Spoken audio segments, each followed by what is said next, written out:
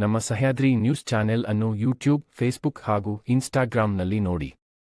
Subscribe, like ಮತ್ತು share ಮಾಡಿ ಪ್ರೋತ್ಸಾಹಿಸಿ.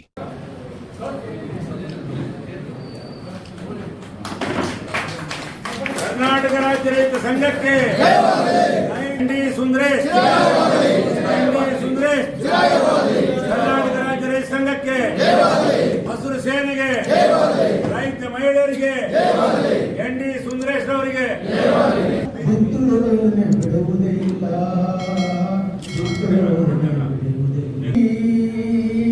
ನೇಗಿಲ ಹಿಡಿದ ಕೈಯಾಧರಿಸಿ ನೇಗಿಲ ಬಲದಳ ಮೆರೆದರು ಯಾರು ಅರಿಯದ ನೇಗಿಲ ಯೋಗಿಯ ಲೋಕಕ್ಕೆ ಅನ್ನವ ನೀಡುವನು. ಸುಂದರೇಶ್ ಅವರ 32ನೇ ನೆನಪಿನ ಸಭೆ ಪ್ರತಿ ವರ್ಷನೂ ಕೂಡ ಮಾಡ್ತಾ ಇದ್ದೀವಿ. ಅದೇ ರೀತಿ ಈ ವರ್ಷನೂ ಕೂಡ ಡಿಸೆಂಬರ್ 21ನೇ ತಾರೀಕು ಅವರು ನಮ್ಮನ್ನು ಅಗಲಿದ್ದು. ಆ ಹಿನ್ನೆಲೆಯಲ್ಲಿ ಇವತ್ತು ನೆನಪಿನ ಸಭೆಯನ್ನು ಮಾಡ್ತಾ ಇದ್ದೀವಿ. ಶಿವಪ್ಪನವರೇ, ರಾಜ್ಯ ಉಪಾಧ್ಯಕ್ಷರಾದಂತಹ 1980ರಲ್ಲಿ ಪ್ರಾರಂಭ ಆಯಿತು. ಎಚ್ ಎಸ್ ರುದ್ರಪ್ಪನವರು, ಎನ್.ಡಿ. ಸುಂದರೇಶ್ ಅವರು, ಎಂ.ಡಿ. ನಂಜುಂಡಸ್ವಾಮಿಯವರು, ಅದರಲ್ಲಿ ಎನ್.ಡಿ. ಸುಂದರೇಶ್ ಅವರು ಕೂಡ ರೈತ ಚಳವಳಿಯ ಸಂಸ್ಥಾಪಕರಲ್ಲಿ ಅವರು. ಇವತ್ತು ಕರ್ನಾಟಕದ ಮೂಲೆ ಮೂಲೆಗಳಲ್ಲಿ ರೈತರನ್ನು ಸಂಘಟನೆ ಮಾಡತಕ್ಕಂಥ ಒಂದು ಮಹತ್ತರವಾದಂತಹ ಒಂದು ಕೆಲಸವನ್ನ ಮಾಡಿದ್ರು ರೈತ ಚಳವಳಿಯ ಸಂಸ್ಥಾಪಕರು. ಅವತ್ತಿನ ಕಾಂಗ್ರೆಸ್ ಸರ್ಕಾರ ರೈತರ ಮೇಲೆ ಏನು ಸಾಲ ವಸೂಲಿಗಾಗಿ ಲೆವಿಗೋಸ್ಕರ ದೌರ್ಜನ್ಯ ನಡೆಸಿ ಜಪ್ತಿ ಮಾಡಿ ಹರಾಜು ಮಾಡ್ತಾ ಇತ್ತು. ಅವೈಜ್ಞಾನಿಕವಾದಂಥ ನೀರಾವರಿ ತೆರಿಗೆಗಳನ್ನು ಹಾಕಿದ್ರು. ಅದರ ವಿರುದ್ಧ ಮೊದಲನೇದಾಗಿ ಧಾರವಾಡ ಜಿಲ್ಲೆಯ ನವಲಗುಂದದಲ್ಲಿ ಬಂಡಾಯ ಪ್ರಾರಂಭ ಆಯಿತು. ನರಗುಂದದಲ್ಲಿ ಖಾಸಗೀಕರಣ, ಜಾಗತೀಕರಣ ಅನ್ನೋ ಹೆಸರಿನಲ್ಲಿ ಇದು ಕಾಂಗ್ರೆಸ್ ಸರ್ಕಾರದ, ಮನಮೋಹನ್ ಸಿಂಗ್ ಸರ್ಕಾರ ಜಾರಿ ಮಾಡಿತು. ಆ ಸಂದರ್ಭದಲ್ಲಿ ಕರ್ನಾಟಕ ರಾಜ್ಯ ರೈತ ಸಂಘ ಪ್ರಬಲವಾಗಿ ಗ್ಯಾಟ್ ಒಪ್ಪಂದ ಮತ್ತು ಜಾಗತೀಕರಣ, ಖಾಸಗೀಕರಣ ವಿರೋಧ ಮಾಡಿದ್ರು. ಕೃಷಿಯನ್ನು ಹೊರಗಿಡಬೇಕು ಅಂತಕ್ಕಂಥದ್ದನ್ನು ಕೂಡ ನಾವು ದೊಡ್ಡ ಚಳವಳಿಯನ್ನೇ, ಆಂದೋಲನವನ್ನೇ ಪ್ರಾರಂಭ ಮಾಡಿದೆವು. ಆದ್ರೂ ಸರ್ಕಾರ ವೇಗವಾಗಿ ಅದನ್ನು ಜಾರಿ ತರ್ತಾ ಬಂತು. ಅದಾದ ನಂತರ ಬಂದಂತ ಬಿಜೆಪಿ ಸರ್ಕಾರನೂ ಕೂಡ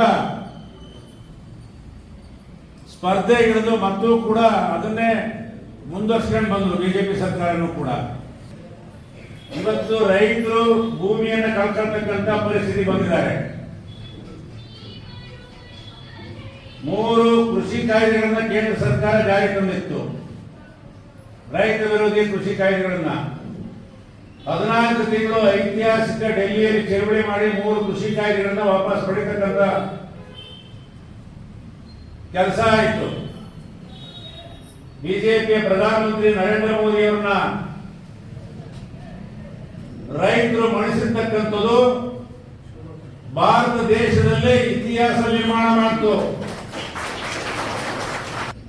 ಅಂತಕ್ಕಂಥ ಏನು ಭಾರತ ದೇಶದಲ್ಲಿತ್ತು ಅದನ್ನು ಕೂಡ ರೈತರು ಮಣಿಸಿ ಕಾಯ್ದೆ ವಾಪಸ್ ತಗೊಂಡದ್ದು ಒಂದು ಇತಿಹಾಸ. ಭಾರತ ದೇಶದಲ್ಲಿ ರೈತರ ಇತಿಹಾಸ, ರೈತರ ಜಯ ಅಂತಕ್ಕಂಥದ್ದನ್ನು ನಾನು ಈ ಸಂದರ್ಭದಲ್ಲಿ ಹೇಳ್ತೇನೆ.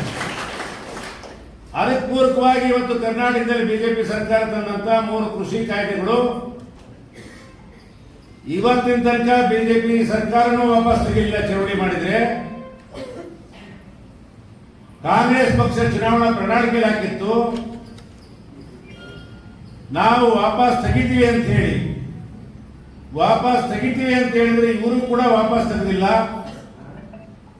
ನಾವು ಇವತ್ತು ಈ ಸಮಾವೇಶದ ಮುಖಾಂತರ ಕಾಂಗ್ರೆಸ್ ಗವರ್ಮೆಂಟ್ಗೂ ಒತ್ತಾಯ ಮಾಡ್ತಾ ಇದ್ದೀವಿ. 3 ರೈತ ವಿರೋಧಿ ಕೃಷಿ ಕಾಯ್ದೆಗಳನ್ನ ತತ್ಕ್ಷಣದಿಂದ ನಿಮ್ಮ ಪ್ರಣಾಳಿಕೆಯಲ್ಲಿ ಹೇಳದಂಗೆ ನಿಮ್ಮ ಮಾತಿನಂತೆ ಭದ್ರಾಗಿ ವಾಪಸ್ ತೆಗಿಬೇಕು ಅಂತ ಹೇಳಿ ಮುಖ್ಯಮಂತ್ರಿಗಳಿಗೆ ತಮ್ಮ ಮೂಲಕ ಈ ಸಂದರ್ಭದಲ್ಲಿ ಒತ್ತಾಯ ಮಾಡ್ತಾ ಇದ್ದಾರೆ. ಇವತ್ತು ಕೂಡ ಡೆಲ್ಲಿಯ ವಲಯದಲ್ಲಿ ಫೆಬ್ರವರಿಯಿಂದ ಮತ್ತೆ ಇವತ್ತು 6 ತಿಂಗಳು 8 ತಿಂಗಳು ಇನ್ನೂ ಚಳವಳಿ ನಡೀತಾ ಇದೆ.